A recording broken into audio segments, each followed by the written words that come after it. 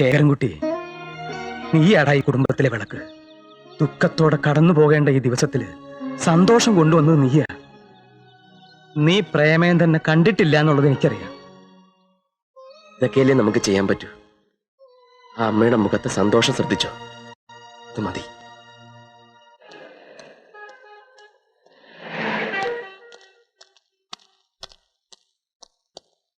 Mister Premendran, ഇത് പതിവ് programme ആണോ അതോ കുറ്റബോധം കൊണ്ടാണോ? എനിക്ക് അല്പം സംസാരിക്കാനുണ്ട്. വരൂ. സമ്മതിച്ചു തന്നിരിക്കുന്നു. തന്നെ ഇത്രയും കഠിന ഹൃദയനാക്കാൻ സഹായിച്ച തന്റെ ഭാര്യയും അമ്മായിയമ്മയും. ഒരു കാര്യം ഓർത്തോ, അമ്മയോളം വരില്ല അമ്മായിയമ്മ. അമ്മയുടെ പിറന്നാളെങ്കിലും ഓർമ്മിച്ചെത്തുമെന്ന് കരുതി തനിക്ക് വേണ്ടി കാത്തിരിക്കുകയായിരുന്നു തന്റെ അമ്മ. 100 വർഷം തപസ്സിരുന്നാലും അതുപോലൊരു അമ്മയെ തനിക്ക് കിട്ടില്ല. നിനക്കൊന്നും വേണ്ടാത്ത ആ അമ്മയെ എനിക്ക് തരുവോ? എന്ത് വില വേണമെങ്കിലും തരാം, എത്ര വേണമെങ്കിലും ചോദിച്ചു. പിന്നീട് ഒരിക്കലും അവകാശം പറഞ്ഞോണ്ട് വന്നേക്കരുത്. തരില്ല ഞാൻ, ഒന്ന് കാണാൻ പോലും. ബന്ധത്തിന്റെയും സ്വന്തത്തിന്റെയും വില ദിവസങ്ങൾ കൊണ്ട് മറന്ന താൻ നന്നാവില്ല. ആ അമ്മ ഉള്ളുരുകി തന്നെ ഒന്ന് ശപിച്ചാൽ ആ ശാപം ഒരു കാലത്തും തന്നെ വിട്ടുപോകില്ല, താൻ മരിച്ചാലും.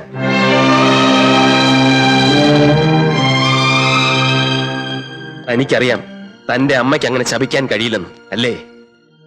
ആ മനസ്സ് മുഴുവൻ സ്നേഹമാണോ, മക്കളോടുള്ള സ്നേഹം. ഒന്നോർത്തോ, അച്ചി വീട്ടിൽ ഇങ്ങനെ പുറത്താൽ ഒരു പട്ടിയുടെ വില പോലും ഉണ്ടാവില്ലെന്ന്.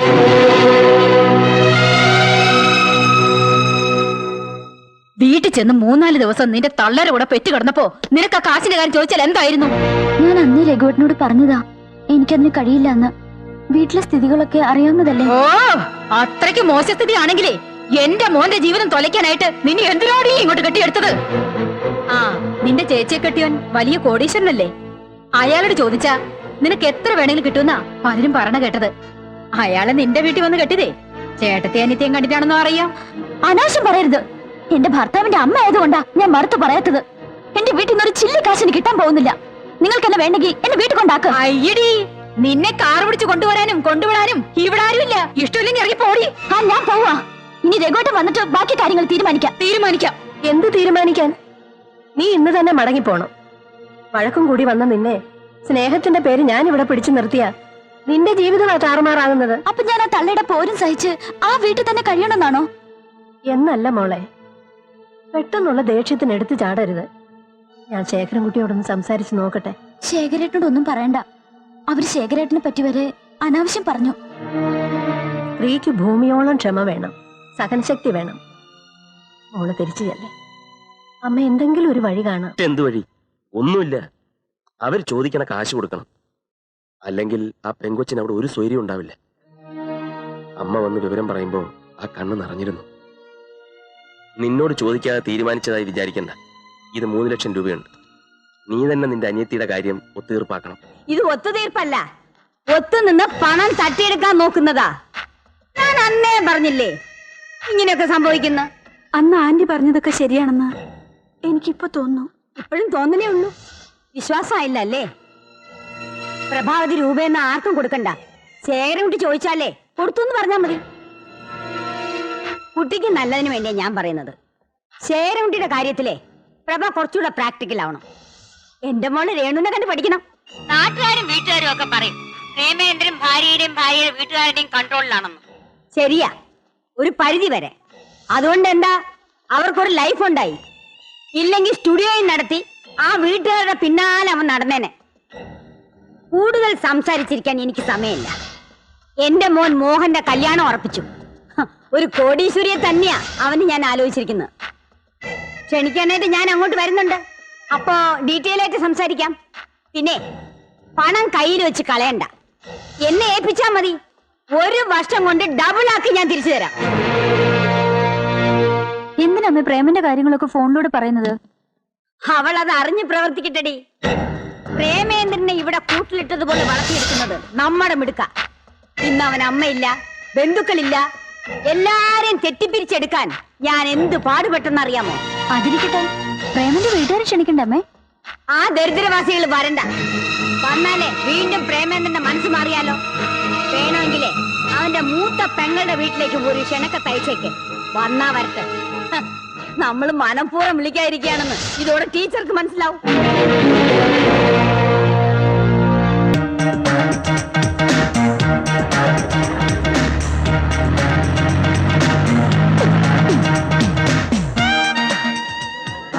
പറഞ്ഞു wish you A long and happy married life. മനസ്സിലായില്ലേ? ഇത് ശേരൻകുട്ടി നാഷണൽ എക്സ്പോർട്ടിന്റെ MD-യാ. പ്രേമേന്ദ്രന്റെ ബ്രദറിലെയാണ്. നമസ്കാരം. രേണുവിന്റെ ഹസ് എന്ത് ചെയ്യുന്നു? ഫോട്ടോഗ്രാഫറാ. അതെ അതെ അതെ, സിനിമയിലെ വലിയ ഫോട്ടോഗ്രാഫറാ. ശാലം പ്രേമേന്ദ്രന്റെ അമ്മയും കുട്ടിയൊക്കെ വന്നിട്ടുണ്ട്. ഗോപാല, ഇന്നേറ്റ് ചെയ്ത പലരും കയറി വരും. നോക്കിയും കണ്ടു വേണം അകത്ത് വിടാൻ കേട്ടോ.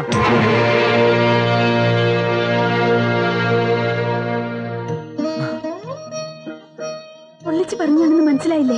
എന്തിനാ അമ്മ ക്ഷണിക്കാതെ വന്നത്? നിങ്ങളെ പ്രേമേന്ദ്രനെ വിളിച്ചു. ഞങ്ങളുടെ അടുത്ത് ക്ഷണക്കത്തും കിട്ടിയിരുന്നു. എല്ലാരും എത്തുമെന്ന് ഞാൻ ഒട്ടും പ്രതീക്ഷിച്ചില്ല. വാ വരൂ. വേണു ഇതേ കണ്ടില്ലേ, ഞാൻ പ്രത്യേകം ക്ഷണിച്ചിട്ട് വന്നതാ. പിന്നെ ആരെയാ ക്ഷണിക്കാതെ വന്ന കാര്യം ഇവര് പറയുന്നത്?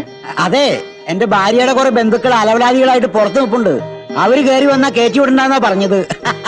ശംഖു, പോയി ഫുഡിന്റെ കാര്യമൊക്കെ നോക്കൂ.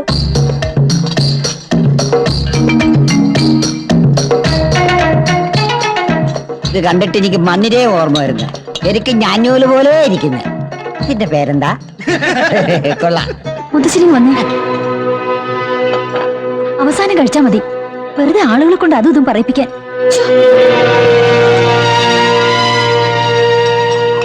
ഞാൻ ഇതുവരെ വലിയ വലിയ ആൾക്കാരുടെ കല്യാണത്തിലൊന്നും പോയിട്ടില്ല.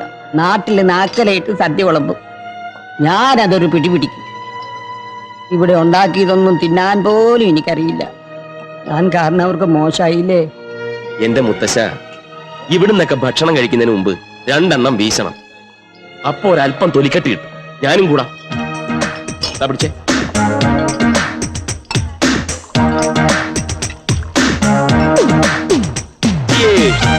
ആ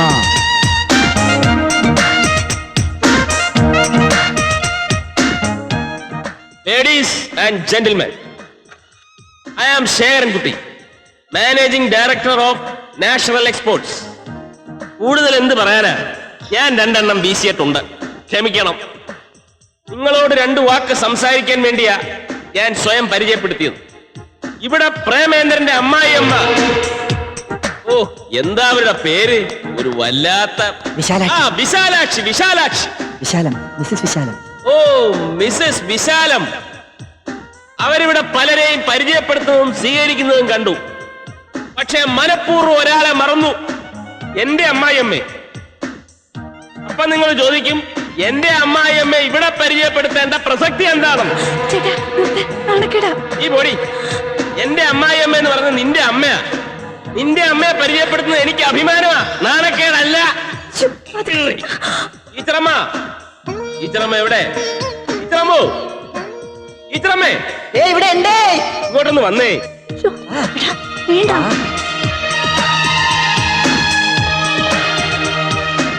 കേരളത്തിലെ ഏറ്റവും നല്ല മാതൃകാ അധ്യാപികയ്ക്കുള്ള ഗോൾഡ് മെഡൽ കരസ്ഥമാക്കിയ മഹത് വ്യക്തിയാ ഈ നിൽക്കുന്ന ശാരദ ടീച്ചർ. എന്റെ അമ്മായിയമ്മ അല്ല, എന്റെ അമ്മ. ഈ വേദിയിൽ ഗോൾഡ് മെഡൽ വാങ്ങിയ വേറെ ടീച്ചേഴ്സ് ഒന്നും ഇല്ലല്ലോ. അപ്പോ ഇവിടുത്തെ വിശിഷ്ടാതിഥി ഇവരല്ലേ? ഇവരെ മാനിക്കാത്തത് തെറ്റല്ലേ? നമ്മുടെ സ്റ്റില്ലെന്തി? ഞാനിവിടെ ഉണ്ട്. ഒരു മിനിറ്റ്, ഇപ്പൊ നീ ആരാ അയാൾ പറഞ്ഞോണ്ട് ഫോട്ടോ എടുക്കാൻ? ഫോട്ടോഗ്രാഫർ.